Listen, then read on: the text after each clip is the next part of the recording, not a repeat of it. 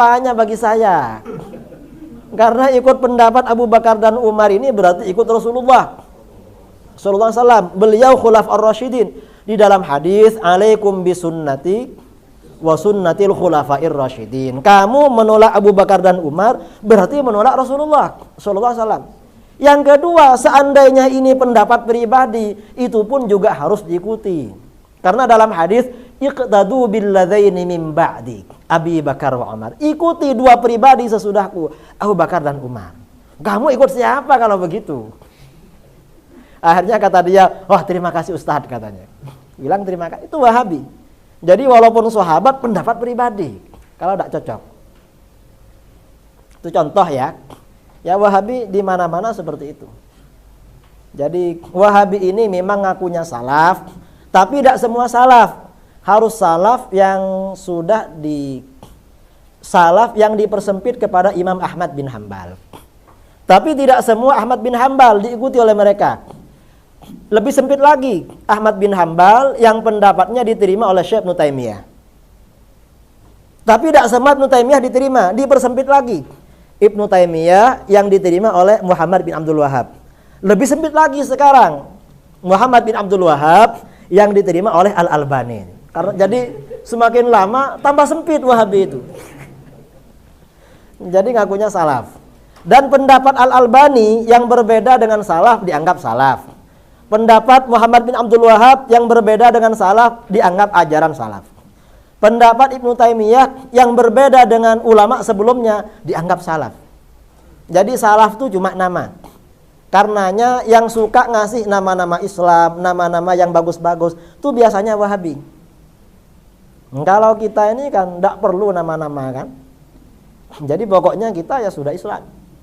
Biasanya kalau ada apa, kalau namanya bagus sekali, kadang Wahabi itu. Karena mereka yang penting nama. Isinya tidak penting. Ini dalil kedua. Kemudian dalil ketiga. Mengapa kita ini Ahlus Sunnah wal Jamaah? Karena ulama Asy'ariyah Maturidiyah menjadi rujukan umat Islam dalam berbagai disiplin ilmu.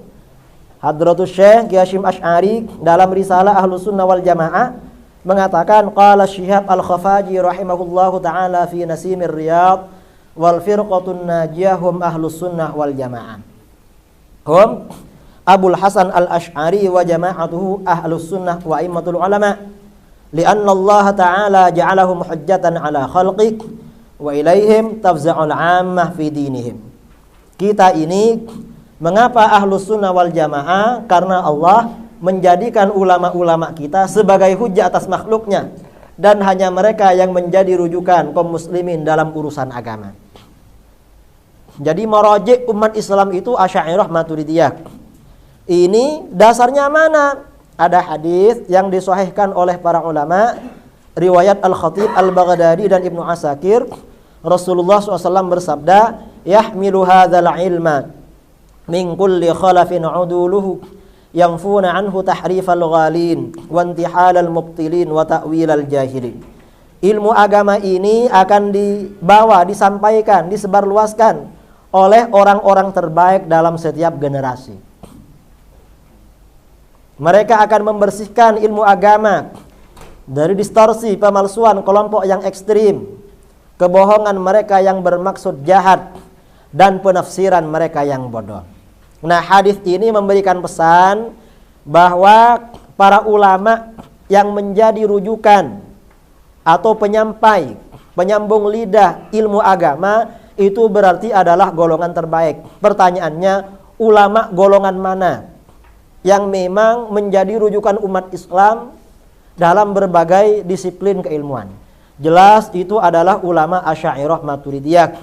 Imam Ibnu Asakir dalam Tabyiinu Kidbil Muftari, beliau mengatakan wa aktsarul ulama fi jami'il aqdari alaih ay ala madhhabil Asy'ari wa a'immatul amsar fi sairil aqdar yad'una ilaih wa muntahilu hum alladzina alaihim madarul ahkam wa ilaihim yurja'u fi ma'rifatil halal wal haram wa hum alladzina yuftuna an-nas fi si'abil masail wa ya'tamidu alaihimul khalqu fi idha'il mushkilat wan nawazil Wa hal minal fuqaha minal Hanafiyah wal Malikiyah wasyafi'iyah illa muwafiqun lahu aw muntasibun ilaih. Mayoritas ulama di seluruh wilayah mengikuti Asy'ari. Para imam berbagai kota di seluruh generasi mengajak kepada mazhabnya. Dan para pengikutnya adalah mereka yang menjadi rujukan hukum-hukum agama. Jadi memang kita ini diikuti oleh mayoriti. Karenanya kata para ulama, mazhab Asy'ariyah Maturidiyah diikuti oleh mayoriti ulama ahli tafsir, mayoritas ulama ahli hadis, ahli fikih, ahli akidah, ahli sejarah, ahli nahu, ahli tasawuf, ahli bahasa, ahli berbagai bidang, ahli apapun. Karenanya kalau kita membaca kitab-kitab Wahabi, pasti banyak kutipan dari ulama-ulama kita. Ada kitab akidah Wahabi namanya Fathul Majid, Syarah Kitab Tauhid, karangannya Abdurrahman bin Hasan bin Muhammad bin Abdul Wahhab. Itu di dalamnya banyak keterangan qala al-Imam An-Nawawi, qala al-Hafiz Ibnu Hajar, qala as-Suyuti, qala. Jadi banyak mengutip dari ulama kita. Nah, ulama yang bersangkutan oleh mereka dianggap syirik, tapi dijadikan rujukan itu. Itu Wahabi. Karenanya orang-orang Wahabi di Timur Tengah kalau mengajarkan ilmu nahwu tingkat dasar pakai Jurmiyah. Jurmiyah itu karangannya Imam Muhammad bin Sulaiman bin Ajrum Al-Maliki Al-Asy'ari As-Sufi. Kalau di perguruan tinggi Alfiyah bin Malik. Juga Asy-Syafi'i Al-Asy'ari As-Sufi. Pengarangnya disyirik-syirikkan tapi kitabnya diajarkan. Itu di mana-mana yang dipakai kitab Asy'ariyah. Orang-orang Syiah juga begitu, banyak mengutip dari kitab Asy'ariyah Maturidiyah itu. Syiah. Jadi semuanya memang, apalagi Zaidiyah. Kalau Zaidiyah memang ayalun alal Asy'ariyah Ahlus Sunnah wal Jamaah. Nah, Zaidiyah yang populer di kalangan Ahlus Sunnah itu ada 3. Yang pertama Ibnul Wazir ya, Al-Hasani, kemudian yang kedua Al-Amir As-Sun'ani, pengarang Subulus Salam, yang ketiga Asy-Syaukani.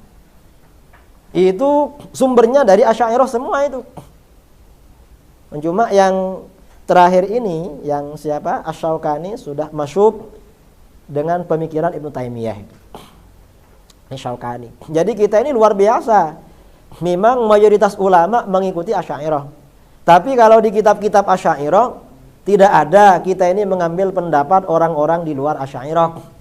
Karenanya kalau kita belajar kitab-kitab Asy'ariyah tidak ada kutipan qala Syekhul Islam Ibnu Taimiyah, tidak ada. Apalagi Wahabiyah tidak ada. Di pesantren-pesantren kita tidak ada. Kita ini coba kita itu tidak ada fitnah Wahabi. Mungkin kita tak kenal Ibnu Taimiyah, Ibnu Qayyimil Jauziyah. Tahu ulama Wahabi. Karena di kitab-kitab pesantren ya, di kitab-kitab para ulama Ahlus Sunnah tidak pernah menyinggung ulama lain.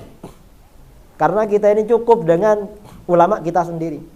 Dan ini bahwa mayoritas ulama ini Asy'ariyah diakui juga oleh Wahabi. Ini ada disertasi Wahabi dari Riyadh, Mauqif Ibnu Taimiyah minal Asy'ariyah. Karangan Dr. Wahabi Abdurrahman bin Shalih Al-Mahmud. Dalam kitab ini dia mengatakan wa min asbabin intisyaril madhhabil asy'ari anna jamharatan minal ulama i'tamadu wa nasaru. Di antara sebab-sebab tersebarnya mazhab Asy'ari, mayoritas ulama berpegangan dan membela mazhab Asy'ari.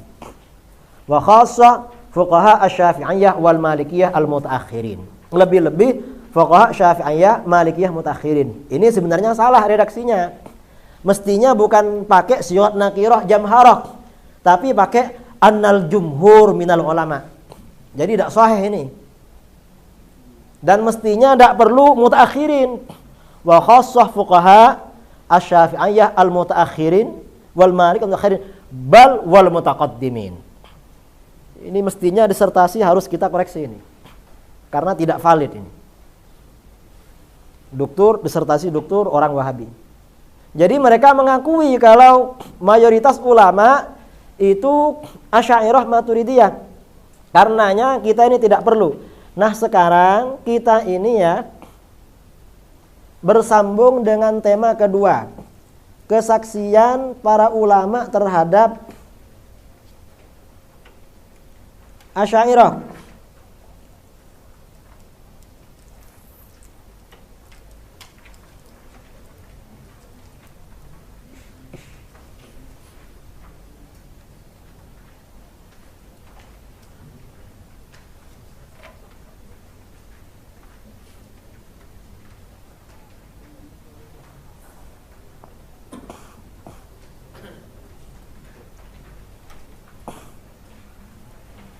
Nah, kita harus tahu posisi mazhab Asy'ari di dunia Islam.